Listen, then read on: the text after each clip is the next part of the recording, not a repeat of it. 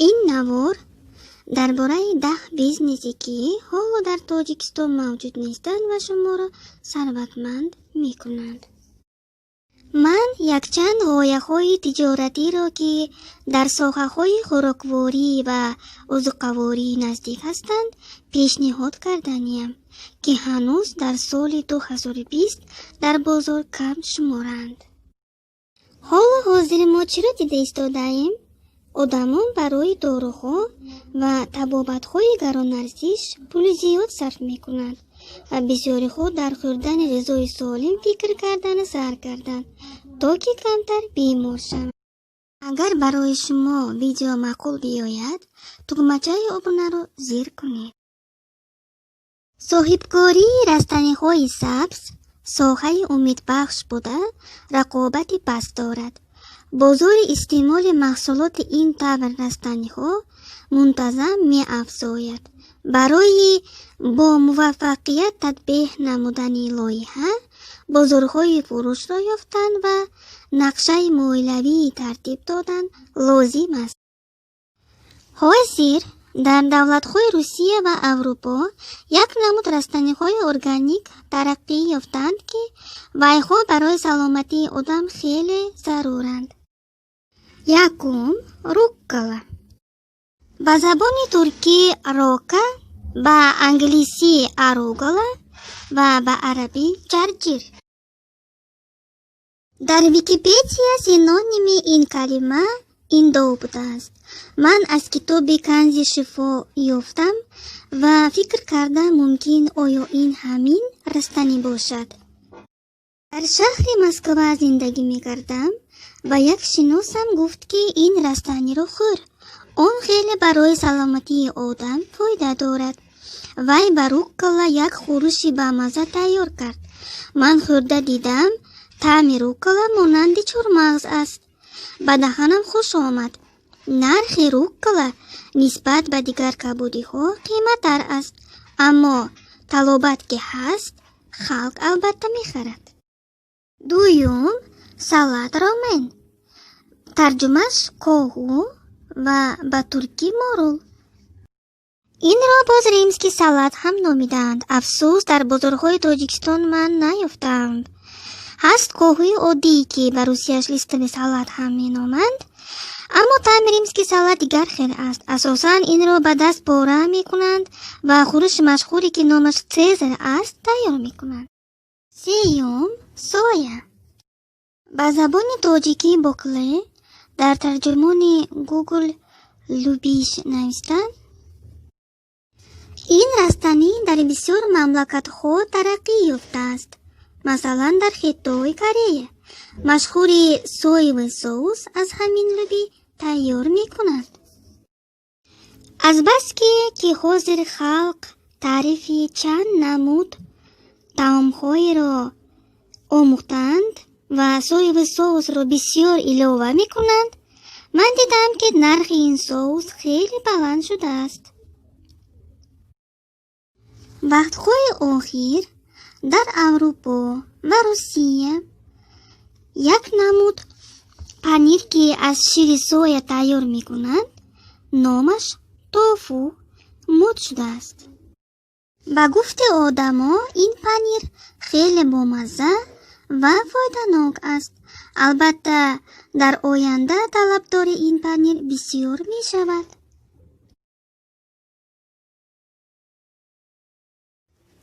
چهارم کینوآ، ترجمهش شوره بوده است.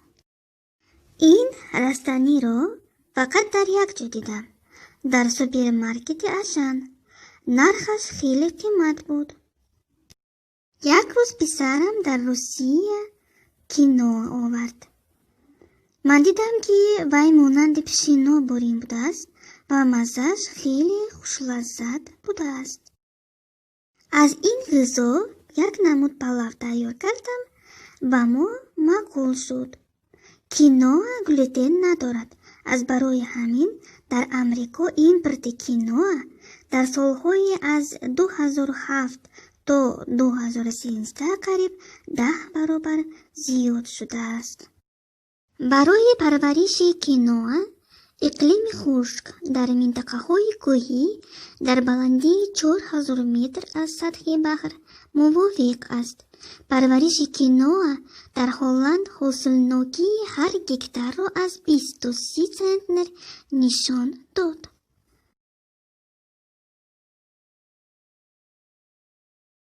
پنجم، بلغور. این از گندم میده کرده شده و آب آماده کرده می شود.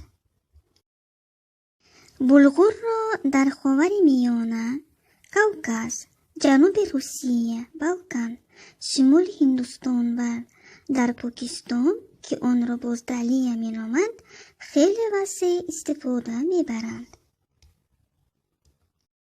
کسی که در عربستان، ترکیه و روسیه زندگی دارند بلغور را خیلی نغز می دانند.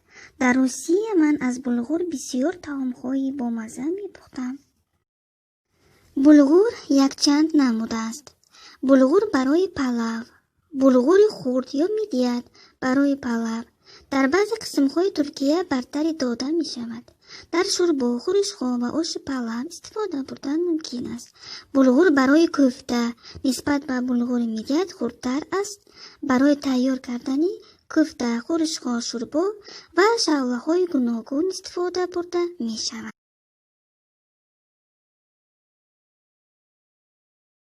ششم، تخم‌های چیه به عربی چیه. رستنی از اویله بره. تخم چیه را عادتاً ساکنان بعضی کشورهای امریکای لاتینی الخصوص مکزیک اینچنین در جنوب غربی ایالات متحده میخورند. 100 گرم تخم‌های چیه 631 میلی گرم کلسی دارند، یعنی نسبت به یک شیشه شیر 2 مراتب زیاد است.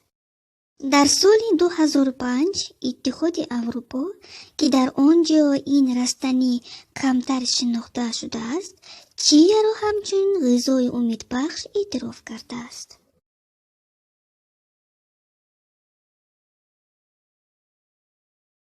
هفتم، فیخواه.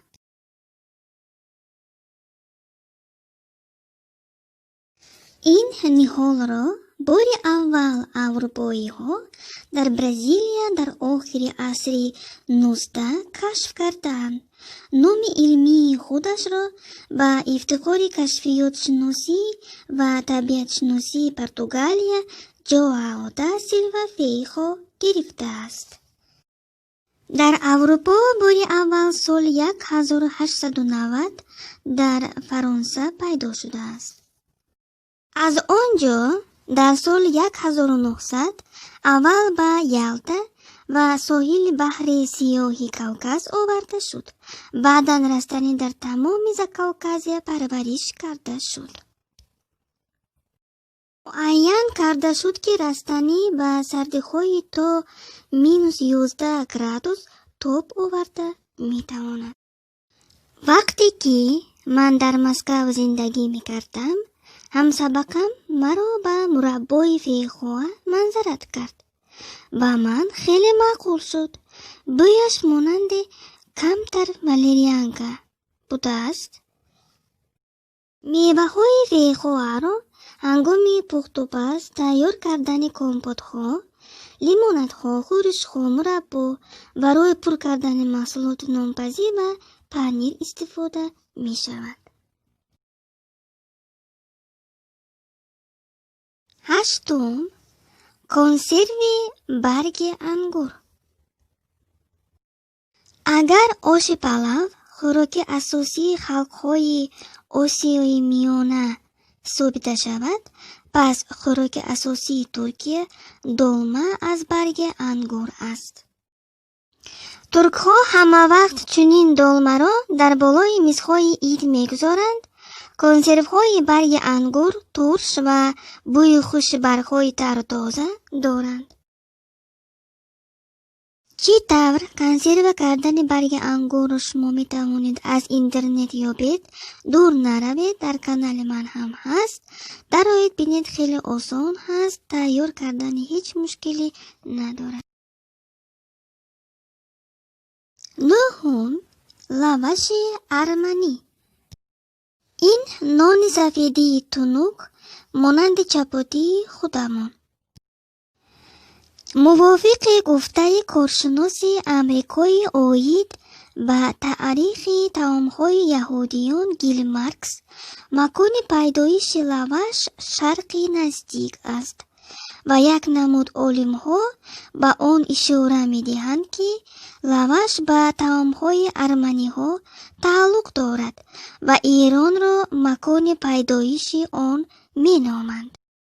همچنین کتاب معلومات خوراکواری دانشگاه آکسفورد معین می‌کند که نان پیتا را خوراک قدیمی که از منطقه کاوکاز و ایران سرچشمه گرفته است.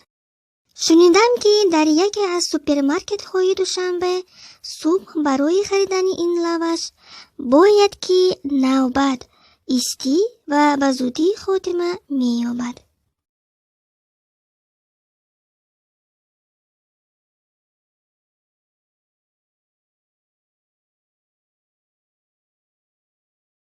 دهم، نسک سرخ.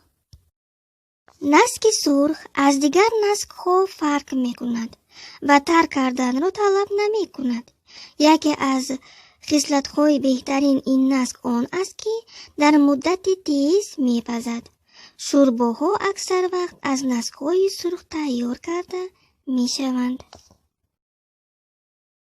اگر برای شما ویدیو پسند آید، دکمه подписаться رو زیر کردن از یاد نبرید.